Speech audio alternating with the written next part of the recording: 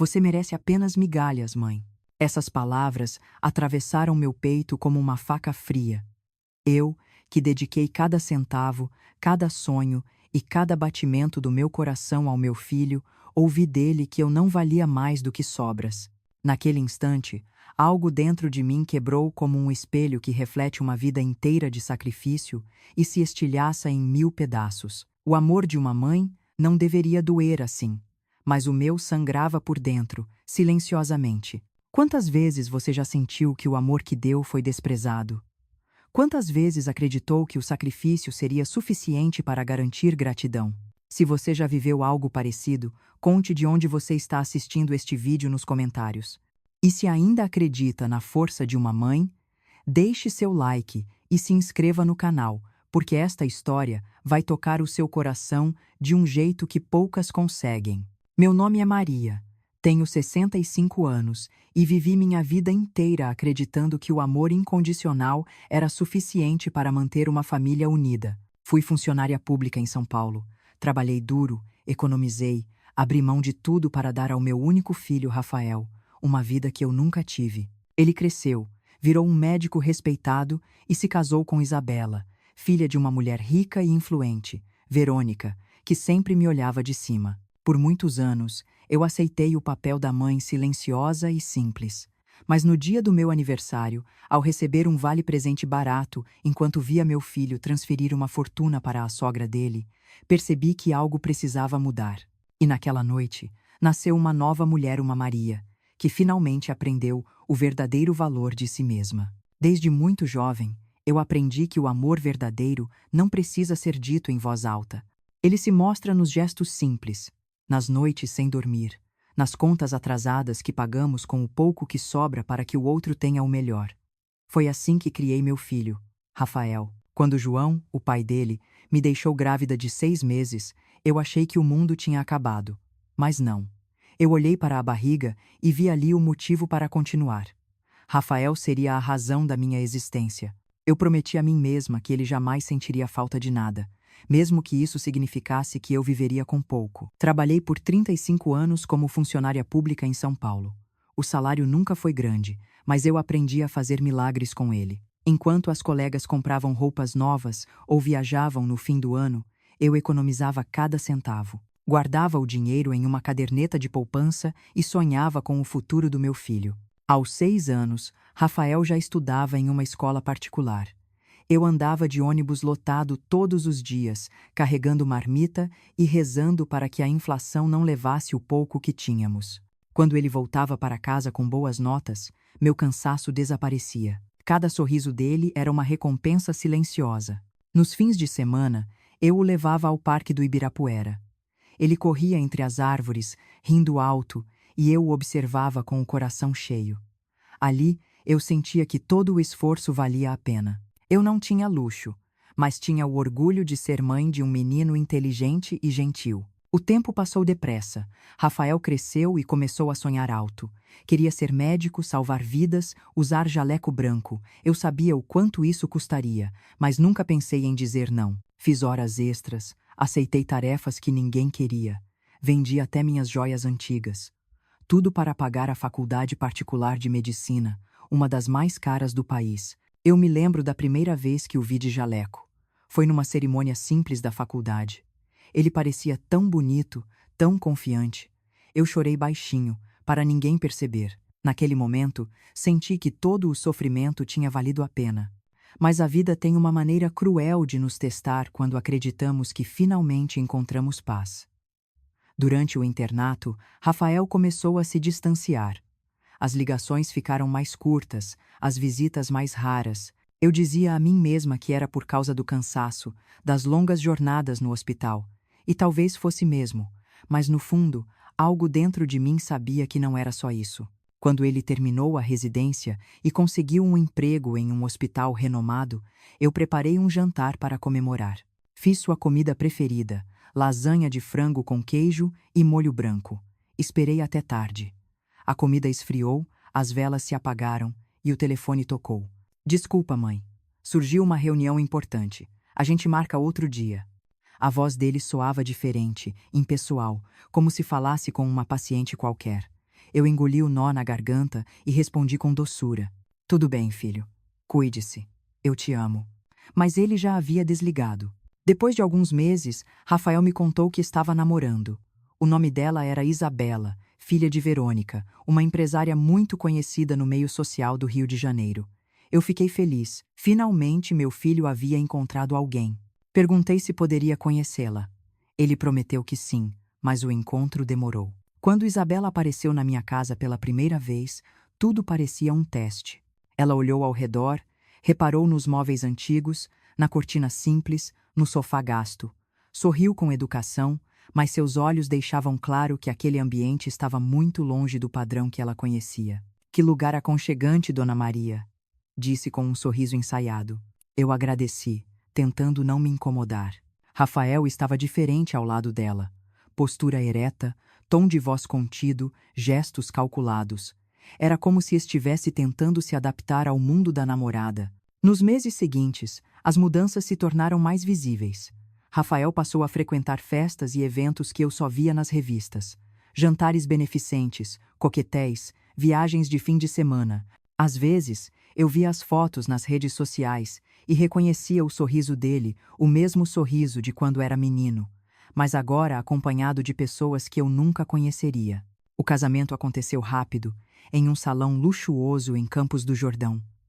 Eu não me sentia à vontade entre aquelas pessoas. As mulheres usavam vestidos longos e caros, os homens falavam de investimentos, clínicas particulares e viagens à Europa. Eu tentei conversar, mas cada palavra minha parecia fora de lugar.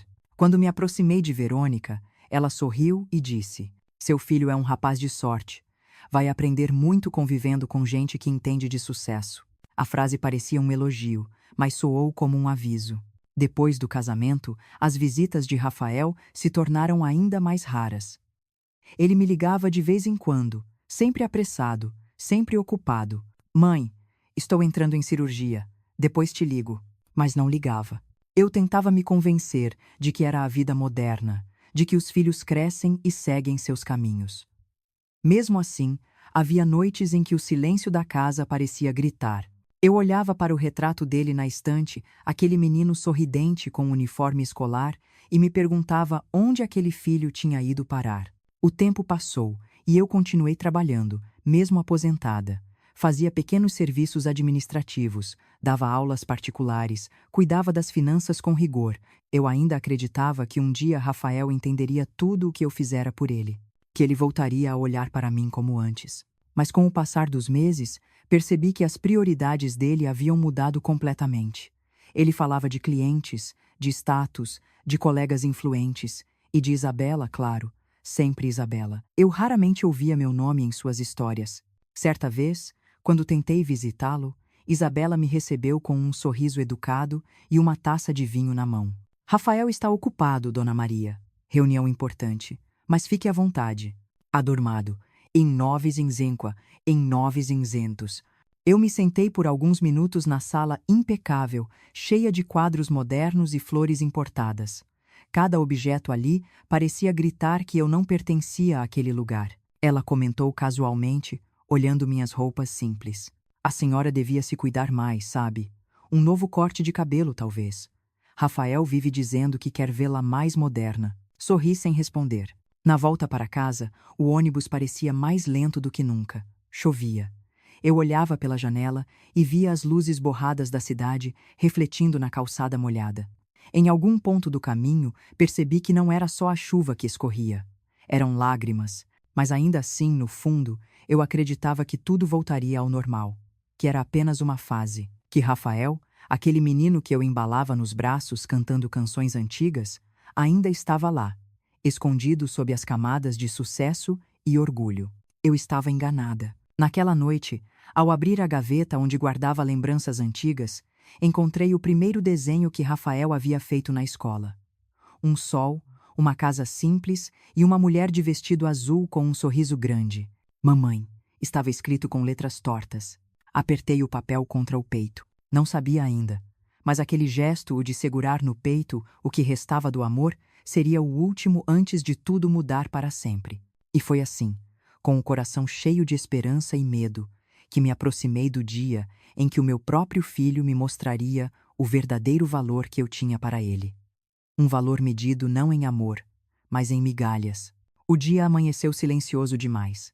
Era o meu aniversário de 65 anos e pela primeira vez eu não tinha planos. Nenhum bolo, nenhuma vela, nenhuma ligação. O celular descansava sobre a mesa, imóvel, como se também soubesse que não havia nada para esperar. Eu tentei me distrair limpando a casa, regando as plantas, preparando um café fresco. No fundo, eu ainda guardava uma esperança infantil de que Rafael lembrasse. Afinal, por mais distante que estivesse, ele sempre foi meu menino. E então, perto do meio-dia, o interfone tocou. Era a voz do porteiro. Dona Maria, seu filho chegou. Está com a esposa. Meu coração acelerou. Um sorriso involuntário escapou. Eu corri até o espelho, ajeitei o cabelo grisalho e limpei as lágrimas que eu nem tinha percebido que estavam ali. Talvez, pensei, ele tenha preparado uma surpresa. Quando abri a porta, vi Rafael de terno impecável, o rosto sério. Isabela, ao lado, segurava o celular na mão e olhava em volta com tédio evidente. Mãe, precisamos conversar, ele disse, entrando sem nem me abraçar. Tentei sorrir. Claro, meu filho. Que bom que vieram. Preparei um café. Ele se sentou no sofá, sem tirar o paletó. Isabela permaneceu em pé, folheando algo no telefone. O silêncio que se instalou era cortante. Rafael limpou a garganta e começou. Estamos comprando uma casa nova em Alphaville. 3 suítes, piscina aquecida, academia. É um investimento importante para a nossa imagem profissional. Eu sorri, genuinamente feliz por ele. Que maravilha, meu filho. Você merece o melhor. Isabela ergueu o olhar. O sorriso pequeno e frio. É fundamental estar no círculo certo. Minha mãe tem nos ajudado muito. Ela conhece as pessoas certas, entende de relacionamento social. É algo que se aprende com o tempo. Rafael tirou o celular do bolso e virou a tela para mim. Acabei de transferir 500 mil reais para a conta da dona Verônica. Um presente de gratidão por tudo o que ela tem feito por nós. Por um instante, o tempo parou. Eu vi aqueles números brilhando na tela. E o som do meu coração ficou alto demais dentro do peito. 500 mil reais. O suficiente para garantir minha velhice com tranquilidade. O suficiente para pagar todos os meus anos de sacrifício. Ele sorriu, satisfeito, e continuou. Ela merece. Foi essencial na negociação da casa. Conseguiu descontos incríveis. Isabela concordou. Ela entende do que é viver em um padrão elevado, diferente de quem passou a vida toda atrás de um balcão público. As palavras caíram como pedras. Eu senti o rosto queimar, mas permaneci calada. Rafael, então, tirou um pequeno envelope do bolso. E aqui está o seu presente, mãe. Feliz aniversário. Eu peguei o envelope com mãos trêmulas. Dentro havia um vale-presente de 50 reais de uma loja de departamento. Pensei que poderia comprar algo mais moderno para se sentir bem, ele disse, olhando para minha blusa simples. Às vezes, mãe, seu visual me deixa constrangido nos eventos. A vergonha foi instantânea. Eu, que um dia orgulhosamente exibia o filho médico, agora me via tratada como uma peça ultrapassada que ele queria esconder. Você merece se cuidar. Pode até fazer uma cirurgia estética, Isabela completou. Afinal, não é bom envelhecer assim. Tenho uma clínica ótima que aceita pacientes da sua idade. Cirurgia estética. As palavras ecoaram na minha cabeça. Eles falavam de mim como se eu fosse um projeto de reforma. Rafael então olhou em volta e disse: Aliás, este apartamento é grande demais para você sozinha. Poderia vender e comprar algo menor. Existem ótimos residenciais para a terceira idade. Seria bom para a sua categoria. Aquela última palavra categoria me atravessou como uma lança. Minha categoria? Perguntei, a voz falhando. Sim, gente simples, aposentada. Você teria companhia. Não precisaria se preocupar com nada. Eu olhei para ele, para o homem que um dia dormia abraçado no meu colo, e não o reconheci. Não era mais o meu filho. Era um estranho vestido de ternos caros, repetindo frases aprendidas em jantares de gente vazia. Quando eles se levantaram para ir embora, eu ainda estava ali, sentada, segurando o vale-presente. Chame minha secretária se precisar de algo, mãe. Meu celular anda cheio de notificações importantes. ele disse antes de sair. A porta se fechou e o silêncio tomou conta da casa. Eu permaneci imóvel, olhando para o pequeno cartão em minhas mãos. R$ 50. Era isso o que eu valia. A dor veio devagar, depois em ondas. Primeiro foi a humilhação, depois o choque, e por fim, a raiva não dele, mas de mim mesma, por ter acreditado que amor e sacrifício eram suficientes para comprar gratidão. Sentei-me no sofá e chorei. Não um choro qualquer, mas aquele tipo de choro que sai de lugares que a gente nem sabia que existiam dentro da alma. Cada lágrima era uma lembrança. As noites em claro estudando contas, o primeiro uniforme de escola, o jaleco branco, as promessas, tudo dissolvido naquele cartão ridículo. Quando a noite caiu, a cidade parecia tão fria quanto eu. Fiz um café e sentei na varanda. Pela janela, vi as luzes dos prédios piscando como se zombassem de mim. Pensei em quantas mães já haviam passado por algo parecido, quantas teriam sido deixadas de lado, trocadas por status, esquecidas pelos próprios filhos. E talvez seja por isso que você está assistindo esta história agora. Você já viveu algo assim? Já sentiu o peso de ver alguém que você criou virar as costas? Se sim, conte de onde está assistindo este vídeo nos comentários. E se acredita que nenhuma mãe merece migalhas, curta este vídeo e se inscreva no canal, porque a minha história ainda não terminou, e você vai querer ver o que vem depois. Naquela noite, entre lágrimas e silêncio, uma semente começou a germinar dentro de mim. Eu não sabia o que faria, nem como, mas tinha certeza de uma coisa. Eu nunca mais aceitaria migalhas. Peguei o envelope mais uma vez. Olhei para o cartão e, em um impulso, o rasguei ao meio. Os pedaços caíram no chão como confetes de um aniversário que nunca existiu. Depois, fui até o quarto e abri a gaveta onde guardava meus documentos. Puxei o extrato do banco. Ali, na tela fria do computador, vi o saldo da minha conta. Por anos, eu havia economizado em silêncio, dinheiro que Rafael nem imaginava. Fechei o laptop e fiquei olhando para o teto.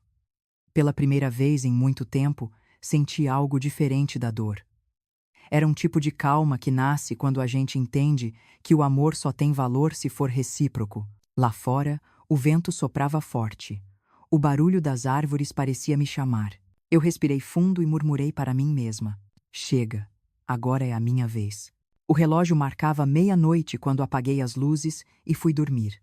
Mas naquela noite, eu não era mais a mesma mulher que acordara pela manhã.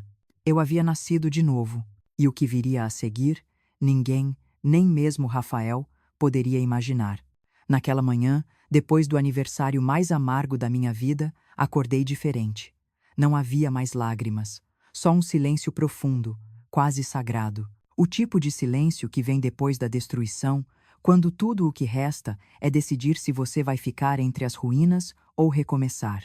Eu preparei meu café, sentei à mesa e olhei para o pequeno caderno, onde, há anos, anotava cada despesa, cada centavo poupado, cada sacrifício feito. Aquelas páginas eram a prova de que eu tinha vivido uma vida inteira construindo algo que nunca foi reconhecido. Peguei o notebook e abri o site do banco. O número na tela parecia brilhar mais forte do que nunca. Mais de 4 milhões de reais em aplicações e economias acumuladas ao longo de décadas. Dinheiro que eu nunca gastei, porque achava que deveria sempre estar disponível para ajudar Rafael.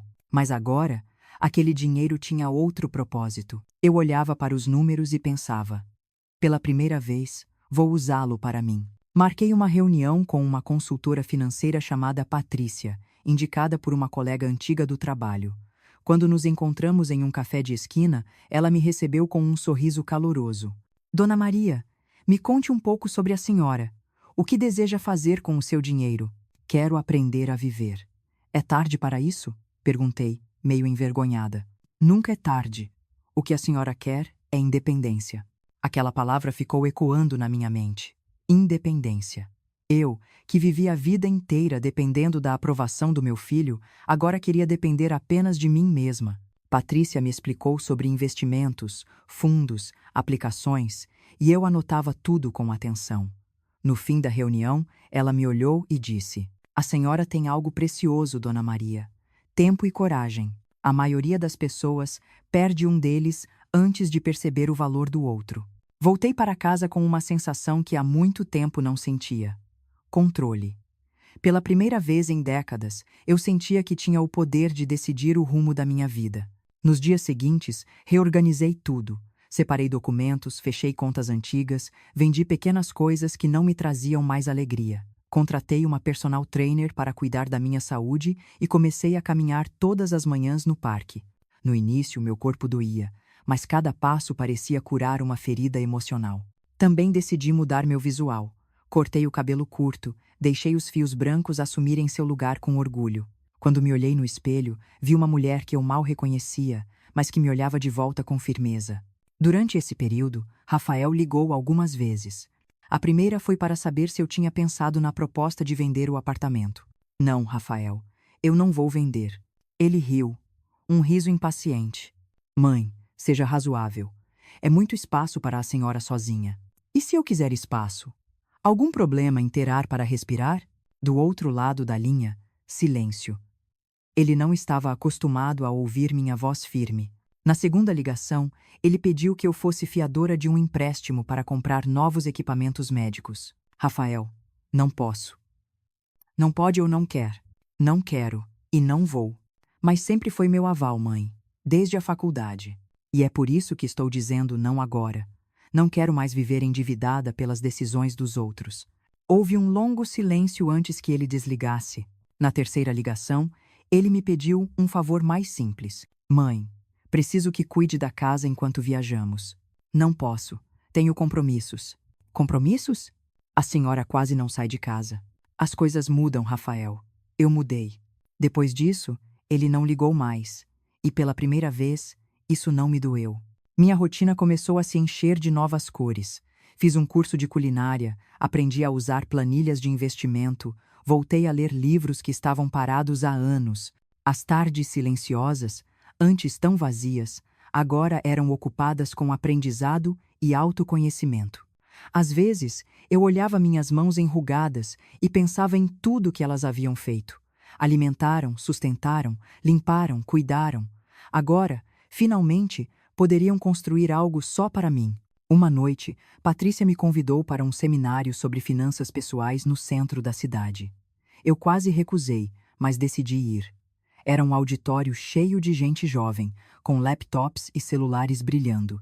Eu me senti deslocada no começo, mas, quando as luzes se apagaram e a palestrante começou a falar, tudo fez sentido.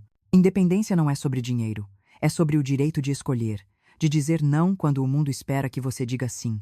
Eu respirei fundo e, naquele instante, percebi. Era exatamente isso que eu havia feito. Na volta para casa, o vento da noite tocava meu rosto como um lembrete de que eu ainda estava viva. A cidade parecia nova, mais bonita. Os dias se transformaram em semanas, e pouco a pouco eu construí uma nova versão de mim. Cada decisão, cada pequeno passo, me afastava da mulher submissa que aceitava migalhas. Certa tarde, enquanto tomava café na varanda, olhei para o prédio em frente e percebi algo curioso. As janelas estavam sempre acesas, mas nunca havia vozes. Pensei em Rafael e Isabela, naquele mundo deles, tão cheio de brilho e tão vazio de afeto. De repente, uma lembrança me veio. O jeito como ele me olhou no dia do aniversário. Não havia amor ali. Havia pena e talvez vergonha. E foi nesse momento que uma ideia começou a se formar, sutil como uma brisa. Uma ideia sobre como mostrar a ele o que realmente significa valor. Não valor em dinheiro, mas o tipo de valor que não pode ser comprado, apenas vivido. Peguei um caderno novo e comecei a anotar planos, pequenos no início, depois maiores. Entre eles, algo que Patrícia havia me dito ecoava em minha mente. Às vezes, para ensinar alguém o que é respeito, é preciso mostrar que você não precisa mais da aprovação dele. Eu sorri sozinha, sentindo uma pontada de excitação que há muito tempo não sentia. Quando fechei o caderno naquela noite, a decisão já estava tomada. Eu sabia exatamente o que fazer a seguir. E, embora ainda não tivesse contado a ninguém, o próximo passo mudaria tudo para mim, para Rafael e para o mundo perfeito que ele acreditava ter construído. Passaram-se 6 meses desde o meu aniversário de 65 anos, meia década em meio ano. Foi o tempo que precisei para reconstruir não apenas minha vida, mas também a mulher que eu via no espelho. Eu já não era a mesma Maria que aceitava tudo em silêncio.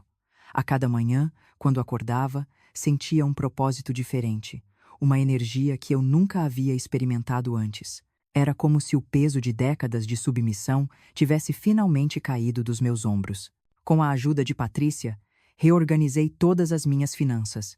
Investi parte do dinheiro em fundos de renda fixa, outra parte em ações e uma quantia considerável em algo que até então eu nunca teria coragem de fazer: um novo lar. Eu queria um lugar que simbolizasse a minha transformação.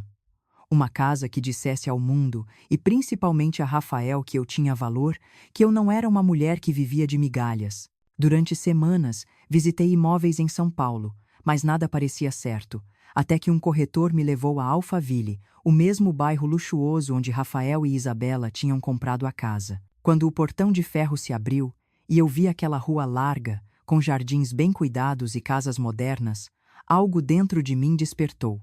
Caminhei até uma das propriedades e senti uma conexão imediata. Era ampla, elegante, mas sem ostentação. Tinha o equilíbrio perfeito entre força e delicadeza, como eu queria ser. "Gostou, Dona Maria?" perguntou o corretor, observando meu olhar encantado. "Não." Eu amei. O preço era alto. Mais de R$ 1,5 milhão. "Posso fazer uma proposta hoje", disse com calma. 400 mil à vista. O resto em transferência direta das minhas aplicações. O corretor me olhou surpreso. "A senhora está certa disso?" "Mais do que nunca." 2 dias depois, a proposta foi aceita. E naquele instante, eu soube. Minha vida estava prestes a mudar para sempre. Passei os meses seguintes cuidando de cada detalhe.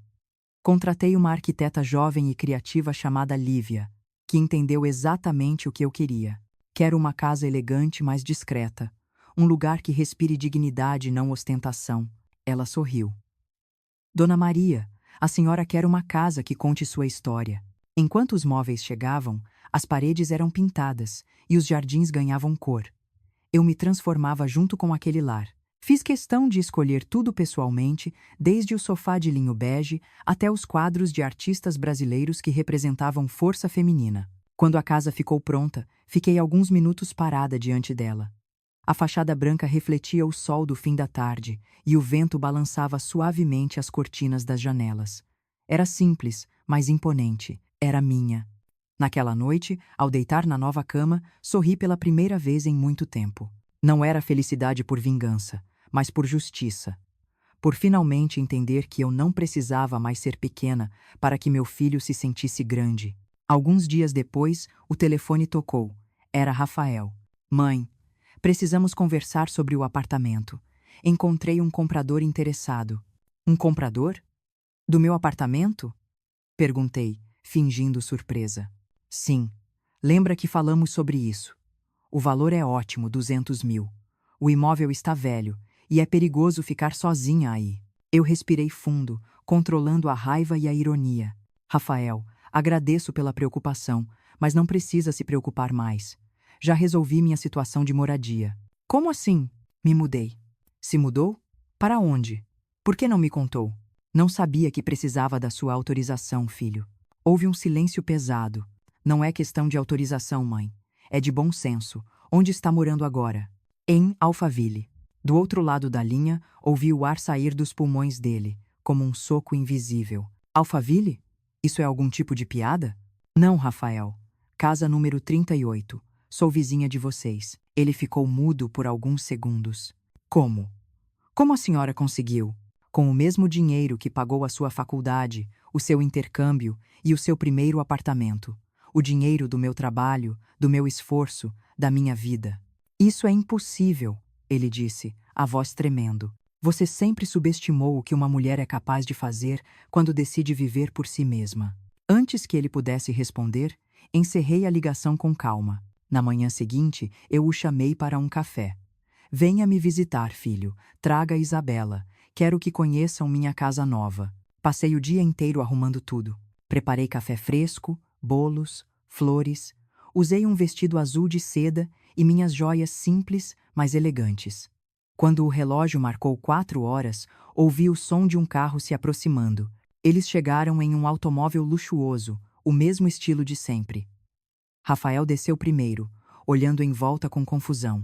Isabela, impecável como sempre, desceu em seguida, analisando cada detalhe com aquele olhar que mistura inveja e incredulidade. Boa tarde, eu disse da varanda, sorrindo com serenidade.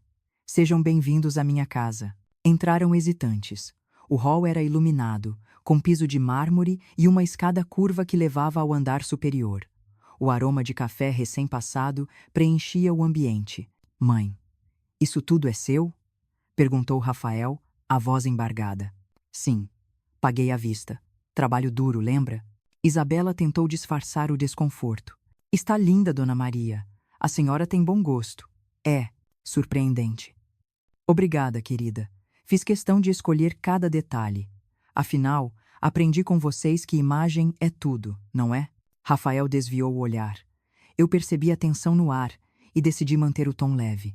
Sente-se, filho. Fiz bolo de laranja, o seu preferido. Enquanto servia o café, observei como eles olhavam em volta os móveis sofisticados, as cortinas longas, as obras de arte discretas. Era como se tentassem entender como aquela mulher simples havia conseguido alcançar aquele padrão. Não entendo, mãe, disse Rafael finalmente. A senhora vivia dizendo que não tinha dinheiro. Não tinha para esbanjar, mas para viver com dignidade, sempre tive. Houve um silêncio constrangido. Eu o quebrei com um sorriso calmo. Sabe o que é curioso, Rafael? A casa de vocês é número 24. A minha é 38. Estamos bem perto agora. Talvez possamos nos ver mais, não acha? Ele engoliu seco. Não sei o que dizer. Então não diga nada. Apenas veja. Veja que sua mãe não era uma mulher ultrapassada. Era apenas uma mulher que ainda não tinha decidido mostrar seu verdadeiro valor. Isabela pousou a xícara, visivelmente desconfortável. Foi um prazer vê-la, Dona Maria. Mas acho que já estamos atrasados. Claro, voltem quando quiserem. A casa é grande, tem até uma suíte de hóspedes. Talvez queiram passar uma noite qualquer. A ironia era sutil, mas estava lá. Eles se despediram rapidamente, sem conseguir esconder o constrangimento. Fiquei sozinha, observando pela janela enquanto o carro dele se afastava lentamente. O vento batia nas cortinas e eu sentia o coração leve, calmo. Não era vingança cruel, era elegância, era dignidade devolvida. Enquanto o sol se punha, eu respirei fundo e murmurei para mim mesma. Agora, Rafael vai começar a entender quem eu realmente sou. Lese. Mas mal sabia eu que aquele café seria apenas o início, porque a partir dali, o que estava prestes a acontecer iria testar não só o orgulho dele, mas também o meu. 3 dias se passaram desde aquela tarde em que Rafael e Isabela estiveram na minha casa. O silêncio que veio depois foi absoluto. Nenhum telefonema, nenhuma mensagem. Eu sabia que eles estavam digerindo o que haviam visto, tentando entender como a mulher que eles haviam subestimado por tanto tempo agora morava lado a lado com eles, em Alphaville, no mesmo padrão que sempre sonharam ostentar. Eu não buscava vingança. Queria apenas respeito. Mas havia algo de profundamente satisfatório em imaginar o desconforto deles. Pela primeira vez, Rafael não podia me definir como a mãe pobre e ultrapassada. Agora, ele precisava me ver de igual para igual ou até, quem sabe, de cima para baixo. No quarto dia, o telefone finalmente tocou. Era ele. Mãe, podemos conversar? A voz do outro lado soava diferente, menos arrogante, mais hesitante. Claro, filho, pode vir. Estou em casa. Karel. Algumas horas depois, o portão eletrônico se abriu e o carro dele entrou. Rafael desceu sem terno, de camisa simples, o rosto cansado. Parecia menor do que eu lembrava. Entre, meu filho. Ele caminhou até a sala, olhando em volta com expressão estranha. Eu ainda não acredito que tudo isso é seu. Eu também não acreditava, até decidir que merecia. Sentei-me no sofá e o convidei a fazer o mesmo. O silêncio inicial era pesado. Por que nunca me contou que tinha dinheiro, mãe? Ele perguntou de repente. Porque não era assunto seu. Mas eu sou seu filho. E justamente por isso, Rafael, eu sabia que se contasse, você pediria mais. E eu não queria mais viver para sustentar seus desejos. Ele respirou fundo, visivelmente surpreso com minha firmeza. Mas eu não pedi nada demais. Eu só quis sua ajuda. Ajuda? Eu paguei sua escola, sua faculdade, sua especialização, seu primeiro apartamento e seu consultório. Você não precisava de ajuda, Rafael. Precisava aprender gratidão. Por um momento, ele desviou o olhar, como se procurasse respostas no chão. Eu estava errado, talvez. Mas a senhora não entende a pressão que é manter o que eu construí. Construir? Você construiu sobre o quê, filho? Sobre o meu sacrifício. Ele ficou em silêncio. E agora? Perguntei calmamente. Você veio aqui por quê? Para me julgar ou para entender? Para entender. Houve algo na voz dele que me desarmou. Um tom de cansaço, talvez de arrependimento. Desde o dia do seu aniversário, eu não durmo direito. A senhora me olhou de um jeito que eu não consigo esquecer.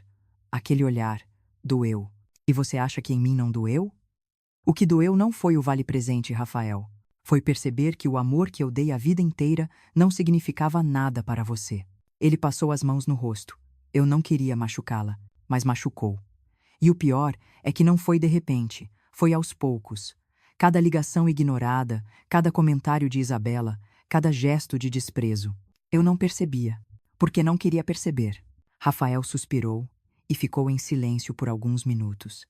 Depois, levantou os olhos e perguntou com sinceridade: Mãe, o que a senhora quer de mim agora? Respeito. Só isso. Não quero dinheiro, não quero desculpas prontas.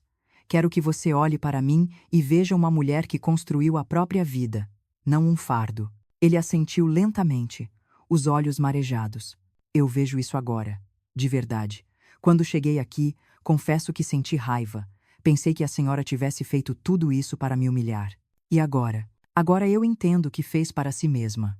E talvez, sem perceber, tenha me ensinado uma lição. Eu o observei em silêncio. Pela primeira vez em muitos anos, vi no olhar de Rafael algo que não via desde que ele era criança. Vulnerabilidade. Filho. O problema nunca foi você querer crescer. Foi esquecer quem o levantou quando ainda não sabia andar. Ele baixou a cabeça. Eu sei. Ficamos um tempo assim, sem falar, ouvindo apenas o barulho distante dos pássaros no jardim. Parecia uma trégua silenciosa, mas eu sabia que não seria tão simples. E Isabela? Perguntei. Ela. Ficou abalada com a visita. Acho que ainda está tentando entender o que aconteceu. Entender o quê? Que talvez a senhora seja tudo o que ela finge ser. Sorri amarga. Ela nunca gostou de mim. Não é verdade, mãe. Ela só vive num mundo diferente. Um mundo onde respeito se mede por marca de roupa e tamanho de casa? Talvez. Remus 9 não quero. Rafael se levantou e começou a andar pela sala. Eu sei que parece tarde, mas eu quero consertar as coisas. Consertar o quê, Rafael? O que foi quebrado em 30 anos não se conserta com palavras, é com atitudes. Ele me olhou com determinação. Então me deu uma chance de mostrar. Por um instante, pensei em recusar. A ferida ainda era recente demais. Mas havia algo na maneira como ele me olhava, algo verdadeiro. Tudo bem, mas não por mim. Por você. Para que aprenda que amor sem respeito é apenas dependência. Ele assentiu, aliviado. Obrigado, mãe. Não me agradeça. Ainda não fiz nada. Antes de sair, ele se virou na porta. Posso voltar outro dia? Claro. A casa é grande. Sempre cabe mais uma tentativa. Quando ele foi embora, sentei-me novamente no sofá. O café na mesa já estava frio. Olhei para o jardim e senti o coração apertado. Eu queria acreditar que aquele era o começo de uma nova fase, mas uma voz dentro de mim ainda dizia que era cedo demais. No fundo eu sabia que a ferida entre nós era profunda demais para cicatrizar rapidamente. E embora ele tivesse dado um passo em minha direção, o caminho até o perdão ainda seria longo. Naquela noite, deitada na cama, fiquei pensando em tudo o que havia acontecido. Por um lado, sentia orgulho de mim mesma por ter recuperado meu poder. Por outro, uma tristeza suave me invadia.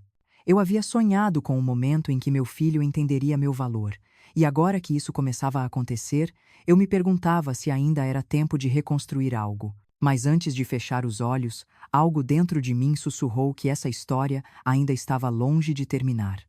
Porque o verdadeiro teste do amor não é o arrependimento, e sim o que vem depois dele. E algo me dizia que o depois estava prestes a começar. Os dias que seguiram a conversa com Rafael foram estranhamente silenciosos. Ele não me ligou, e eu tampouco tentei entrar em contato. Eu sabia que ele precisava de tempo para assimilar tudo o que dissemos, e, para ser sincera, eu também precisava. Aquelas palavras haviam mexido com feridas antigas, lugares da alma que eu pensava já estarem cicatrizados, mas que, na verdade, ainda sangravam.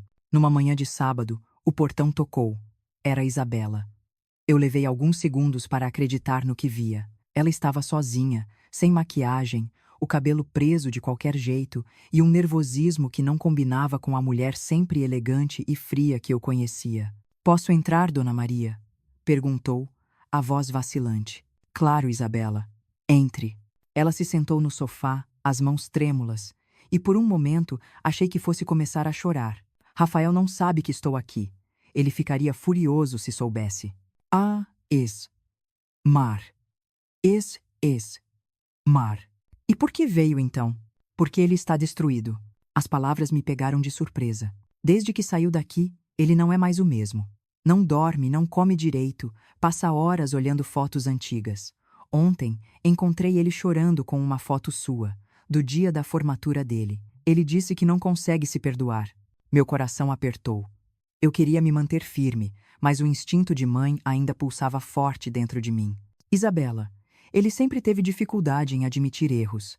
Está apenas confuso." "Não, Dona Maria. Ele está arrependido de verdade. E eu também." Ela respirou fundo e continuou. "Eu fui horrível com a senhora. Desde o começo. Eu achava que o dinheiro, o status e as aparências eram o que definia o valor de uma pessoa. E acredite, isso foi o que minha mãe me ensinou. Mas a senhora mostrou o contrário. A senhora construiu tudo sozinha, sem precisar humilhar ninguém." "Coisou."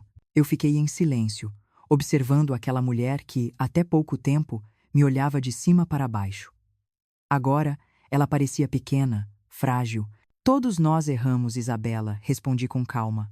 "O importante é o que fazemos depois do erro." Ela hesitou, antes de falar novamente. "Dona Maria, tem outra coisa. Eu estou grávida." Por um momento, tudo pareceu parar. As palavras ecoaram dentro de mim. "Grávida?" "Sim. 3 meses." Meu coração disparou.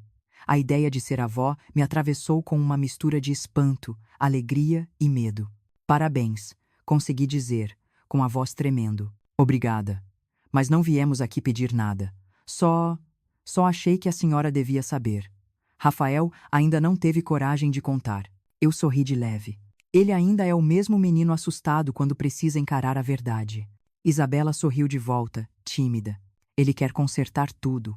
E eu também. Eu quero que meu filho ou minha filha cresça sabendo o que é respeito, o que é amor de verdade. Não quero que repita nossos erros." Houve um silêncio longo. Eu observava as lágrimas discretas escorrendo pelo rosto dela. Algo dentro de mim se suavizou. "Isabela, o perdão não é simples. Ele é um caminho, não um ponto final.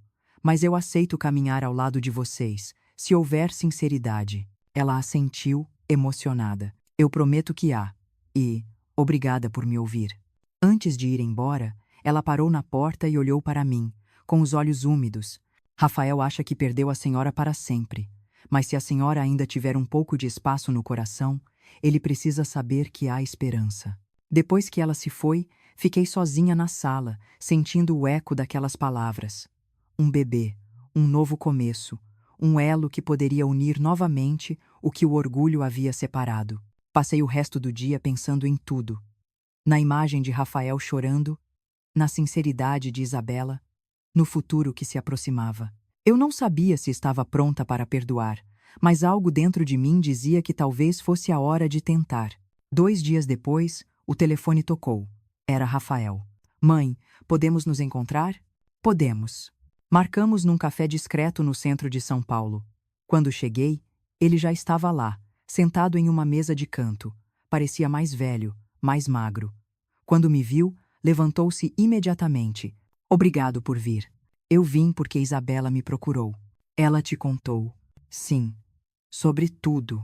Ele assentiu, os olhos marejados. "Eu não sei nem por onde começar." "Comece pelo começo, Rafael. Pelo motivo de estar aqui." Ele respirou fundo. Eu vim pedir perdão. As palavras saíram com dificuldade, mas saíram. E por um segundo, o silêncio do café pareceu se estender para todo o mundo. Não quero justificar o que fiz, mãe. O que disse, o que deixei de fazer. Eu me tornei alguém que o dinheiro moldou e a vergonha consolidou. E no processo, esqueci quem me ensinou o que é amor verdadeiro.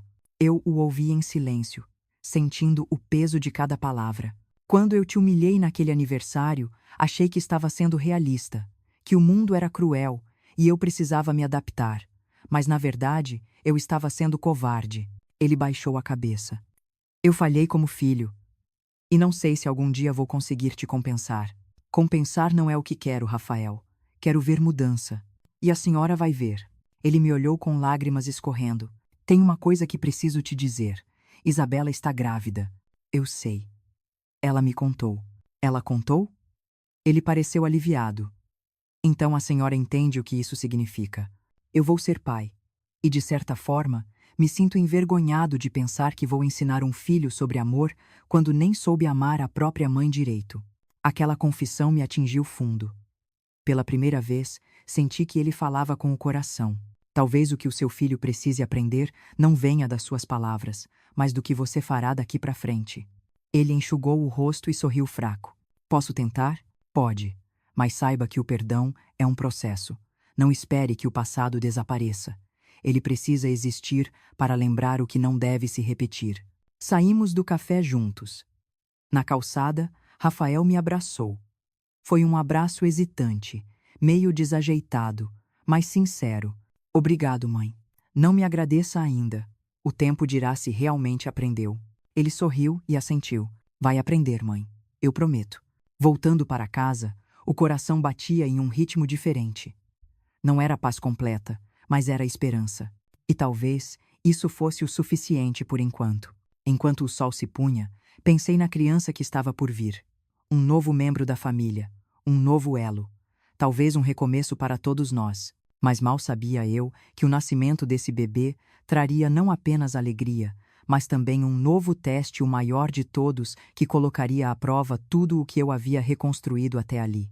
Os meses seguintes àquele encontro no café foram marcados por uma calma estranha. Eu e Rafael voltamos a conversar com frequência, mas ainda havia um cuidado silencioso entre nós, como quem pisa sobre um chão que pode rachar a qualquer momento. Não havia mais gritos, nem acusações, apenas pequenas tentativas de reaproximação, gestos sutis de quem tenta reconstruir algo que foi destruído por dentro. Isabela me ligava de vez em quando, sempre com um tom mais suave.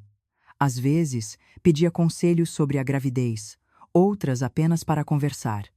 Eu sentia que ela realmente estava tentando mudar. Talvez o bebê que crescia em seu ventre estivesse transformando não só o corpo dela, mas também o coração. Certo dia, ela me chamou para acompanhá-la a uma consulta médica. Hesitei, mas aceitei. No carro, o silêncio nos acompanhou por um tempo, até que ela disse: Sabe, Dona Maria, às vezes tenho medo de não ser uma boa mãe. Esse medo nunca vai embora, Isabela, mesmo depois que eles crescem. Ela sorriu, emocionada. A senhora acha que eu consigo ser diferente da minha mãe? Todos conseguimos, se quisermos o suficiente. Naquela tarde, quando vi o bebê no ultrassom, algo dentro de mim se acendeu. Era uma menininha, pequena, perfeita, com o coração batendo firme. Eu senti uma lágrima quente escorrer e Isabela segurou minha mão. Ela vai se chamar Helena, disse com um sorriso tímido. Queremos homenagear a senhora. Meu coração parou por um segundo. Eu olhei para ela sem saber o que dizer. É sério? Perguntei. Sim. Rafael sugeriu o nome. Disse que quer que nossa filha tenha a força e a coragem da avó. Aquelas palavras perfuraram minhas defesas. Pela primeira vez em muito tempo, senti orgulho do homem que meu filho estava se tornando. Quando Rafael soube que eu havia ido à consulta, ele me ligou. Obrigado por ter ido, mãe.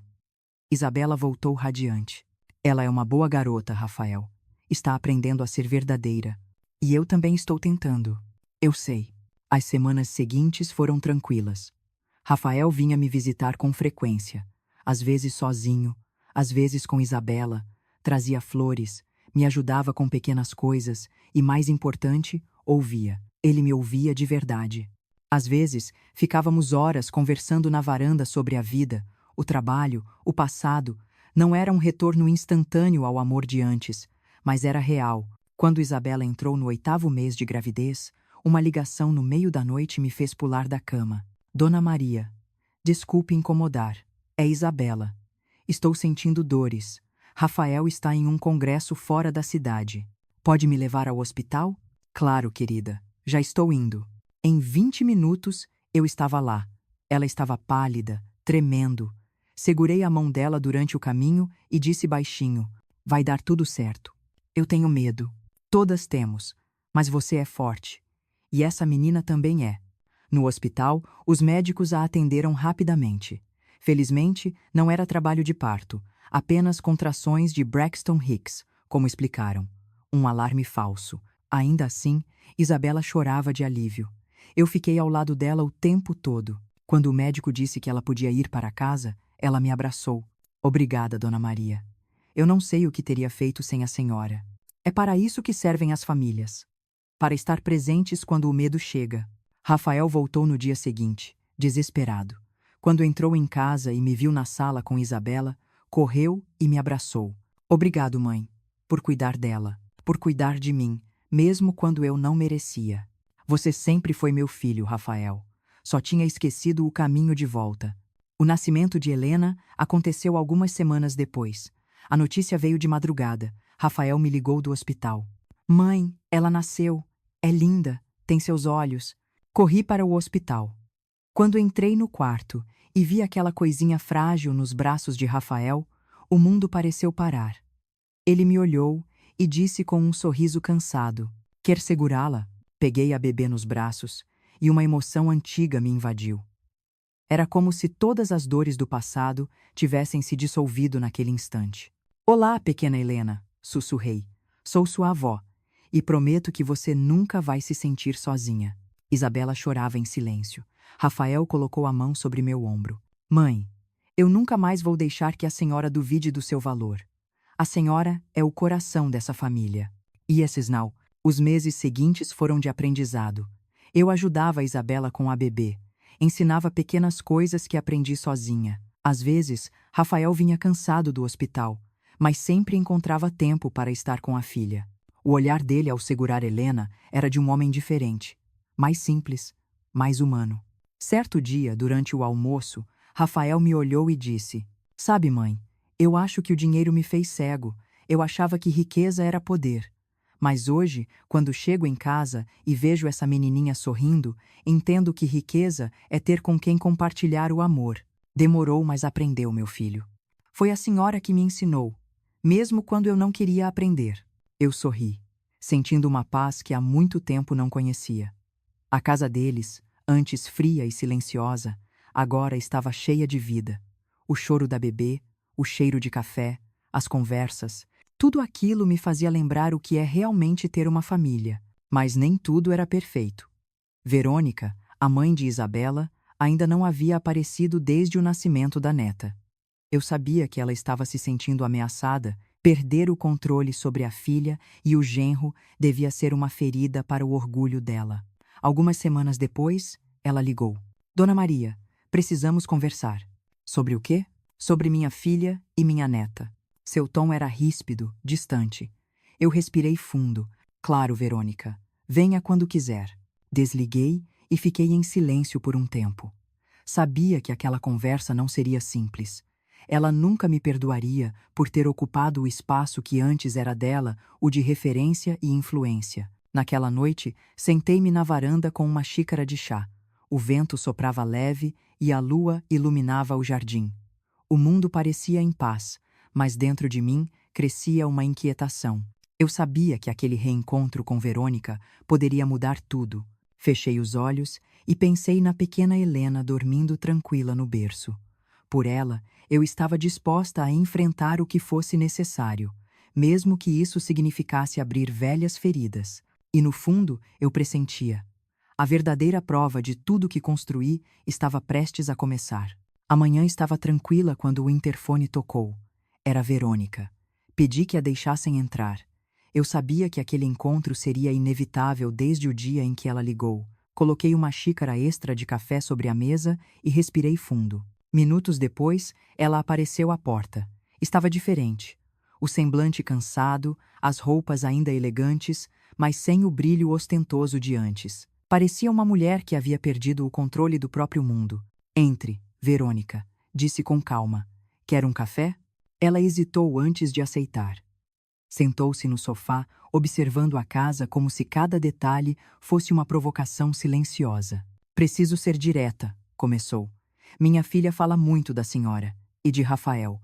Diz que agora tudo gira em torno de vocês. Não acho que seja assim, respondi. Estamos apenas próximos. Família, sabe? Família. Repetiu com um tom irônico. Eu só quero garantir que Isabela não esqueça de onde veio. Olhei para ela com serenidade. Ela não esqueceu, Verônica. Só está aprendendo que o amor vale mais do que o status. Por um momento, pensei que ela fosse reagir com arrogância. Mas, em vez disso, vi algo inesperado, um lampejo de dor. Meu mundo está desabando, Dona Maria, confessou de repente. A empresa do meu marido faliu. Estamos vendendo tudo. E, sinceramente, não sei por onde começar. Houve um silêncio pesado. Pela primeira vez, Verônica me olhou não como rival, mas como alguém que talvez pudesse entender sua queda. Sinto muito, disse sinceramente. Eu vim aqui porque... Ela parou, procurando as palavras. Porque preciso aprender a viver com menos. E sei que a senhora sabe como fazer isso. Aquela confissão me surpreendeu. Era a mesma mulher que, um ano atrás, me olhava de cima e dizia que eu não pertencia ao mundo deles. Agora estava ali, pedindo ajuda. Verônica, viver com menos não é perder. É descobrir o que realmente importa, respondi. Dinheiro compra conforto, mas nunca comprou paz. Ela abaixou a cabeça, visivelmente emocionada. Eu sempre julguei a senhora. Achei que ser simples era ser fracassada. Agora percebo que eu é que vivia de aparências.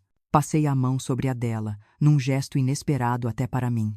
Todos nós erramos. O importante é o que fazemos depois. Se quiser, posso te apresentar a minha consultora financeira. Ela pode te ajudar a começar de novo. Verônica sorriu com gratidão. Obrigada, Dona Maria. Nunca imaginei que ouviria isso da senhora. Nem eu imaginei que um dia estaria dizendo isso. Mas a vida é assim. Ensina pela dor. Deraizo, abris uvas ais. Quando ela foi embora, o ar da casa parecia mais leve. Pela primeira vez, percebi que o ciclo estava se fechando. Não com vingança, mas com perdão. Nos meses seguintes, nossas vidas seguiram num ritmo mais sereno. Eu via Helena quase todos os dias. Rafael e Isabela vinham almoçar comigo aos domingos, e o riso da bebê ecoava pelos cômodos da casa. Às vezes, eu me pegava observando aquela cena e pensando como tudo havia mudado em tão pouco tempo. Rafael, agora um homem mais maduro, falava com ternura. Mãe, a senhora sabia que Isabela voltou a dar aulas de música?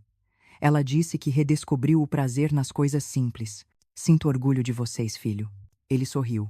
A senhora nos ensinou, a gente só demorou para entender. Verônica também havia mudado. Passou a visitar a neta com frequência, mas agora vinha de forma humilde. Trazia livros, flores, às vezes um bolo simples que ela mesma fazia, e sempre me agradecia. Foi a senhora quem me mostrou que ainda dá para recomeçar. Certo dia, durante o primeiro aniversário de Helena, estávamos todos reunidos em minha casa. A festa era simples, apenas familiares e amigos próximos. Nenhum luxo, nenhuma ostentação, apenas risadas sinceras e amor verdadeiro. Rafael veio até mim com uma pequena caixa. É um presente simbólico, disse sorrindo. Dentro havia uma pulseira de ouro branco, delicada. Gravado no verso, lia-se: para a mulher que me ensinou o verdadeiro valor das coisas. Meu coração se apertou. Não precisava, Rafael. Precisava sim, mãe, porque hoje eu sei que nada tem valor se não for construído com amor. As lágrimas vieram sem que eu pudesse evitar. Isabela colocou o braço sobre o meu ombro. Dona Maria, a senhora é o coração da nossa família. Dervareia, eiuneia, deruraru sanoro murarus palha. Olhei em volta. Verônica brincava com a neta. Rafael ria alto, Isabela sorria. A cena era tão simples, mas carregada de uma beleza que nenhuma fortuna seria capaz de comprar. Abracei meu filho e disse baixinho: "Você aprendeu, meu filho. Finalmente aprendeu." O sol da tarde entrava pelas janelas, iluminando a sala com uma luz dourada. Eu fechei os olhos e respirei fundo. Pela primeira vez em muitos anos, senti paz. Naquela noite, depois que todos foram embora, fiquei sozinha na varanda. O vento trazia o eco das risadas e o cheiro do bolo de aniversário. Peguei a pulseira no pulso e sorri. Pensei em tudo que havia vivido nas humilhações, nas lágrimas, na solidão, e percebi que cada dor havia sido necessária para me transformar na mulher que eu era agora. O vale-presente de R$ 50, aquele símbolo do desprezo, se tornara apenas uma lembrança distante. Na época, doeu como uma ferida. Hoje, entendo que foi o empurrão que a vida me deu para eu finalmente despertar. Levantei os olhos para o céu estrelado e murmurei para mim mesma: eu não precisei de vingança, só precisei me amar. E é isso que eu quero que você entenda, que está ouvindo a minha história agora. O valor das coisas não está no dinheiro, mas na coragem de se reerguer. Está em não aceitar menos do que você merece. Está em descobrir que dignidade é o bem mais precioso que existe. Se essa história te tocou de alguma forma, se você já foi desvalorizado por alguém que amava, ou se já precisou se levantar quando todos duvidavam de você, então eu peço: curta este vídeo, se inscreva no canal e compartilhe esta história. Porque talvez, assim como eu, alguém aí do outro lado precise se lembrar de que nunca é tarde para recomeçar.